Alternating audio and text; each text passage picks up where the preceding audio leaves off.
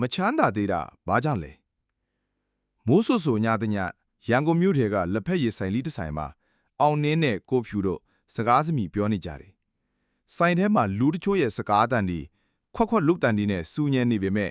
သူတို့နှစ်ယောက်ကတော့စကားထဲမှာနှိမ့်မြုပ်နေကြတယ်အဲ့ဒီအချိန်မှာအောင်မင်းကကိုဖြူကလည်းအလုတ်ကျိုးကျိုးနဲ့လုတ်နေတာပဲဒါပေမဲ့ဘာလို့ချမ်းသာမလာသေးတာလဲဘယ်နားမှာချွတ်ယွင်းနေလဲပြောပါအောင်ဆိုပြီးပြောလိုက်တယ်လက်ဖက်ရည်ခွက်ကိုတငုံတောင်းရင်တက်ပြင်းချကကိုဖြူဟာ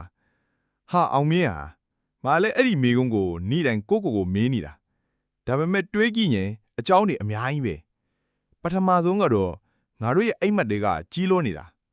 မင်းကြည့်စမ်းငါကအိမ်ကြီးတစ်လုံးကားတစ်စီးနဲ့ဘဝချမ်းသာဖို့အိမ်မက်မှတ်တယ်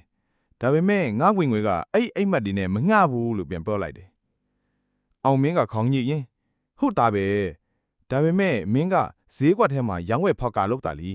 အမြတ်တွေလည်းရတာပဲမို့လားအဲ့ဒီပတ်စံတွေဘယ်သွားနေလဲလို့မေးလိုက်တော့ကိုဖြူကလည်းရည်ရင်အဲ့ဒါကဒုတိယအကြောင်းပြချက်ပဲ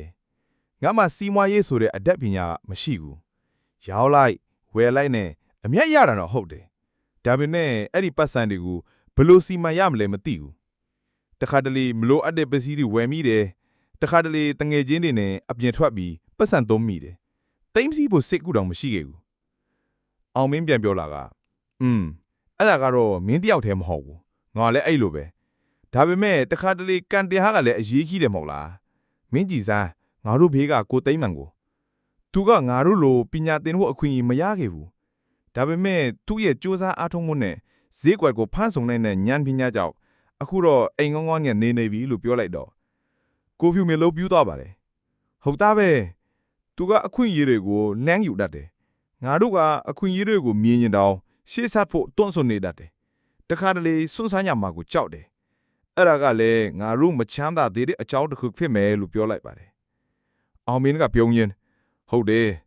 ဒါပေမဲ့မင်းတီလားတခါတလေငါတို့ရဲ့အကျင့်စိုက်ကလည်းအယူကြီးတယ်ငါကတခါတလေလူတွေကိုယုံကြည်လွန်းတယ်အဲ့ဒီအတွက်လင်ခံရတာတွေရှိခဲ့တယ်အဲ့ဒီအတွေ့အကြုံတွေကငါ့ကိုနောက်ပြန်ဆုတ်သွားစေတယ်လို့ပြောလိုက်ပါတယ်ကိုဖြူကလည်းခေါင်းကျင်ရင်ငါလည်းအဲ့လိုပဲဒါပေမဲ့အောင်မင်းဟာငါတို့ဒီလိုထိုင်ပြီးညီးနေလို့လဲဘာမှပြောင်းလဲသွားမှာမဟုတ်ဘူးဒီညကစပြီးငါတို့ပတ်စံစုဖို့အခွင့်အရေးတွေကိုလှမ်းယူဖို့စူးစမ်းကြမယ်လေဘယ်လိုလဲအောင်မင်းလက်ခေါက်ဒီညာโอเคဒါဆိုမနှက်ဖြန်ကစပြီးငါတို့စီးပွားရေးစာအုပ်တွေဖက်ကြမယ်ပတ်စံစီမံခန့်ခွဲကြတွေလေ့လာကြမယ်ကန်တရားကိုစောင့်နေလို့မဖြစ်ဘူးငါတို့ကိုယ်တိုင်ဖန်တီးရမယ်ဆိုပြီးပြောလိုက်တယ်သူတို့နှစ်ယောက်လက်ဖေးခွက်တွေကိုမြောက်ပြီးအနာဂတ်အတွက်အာမခံလိုက်ကြတယ်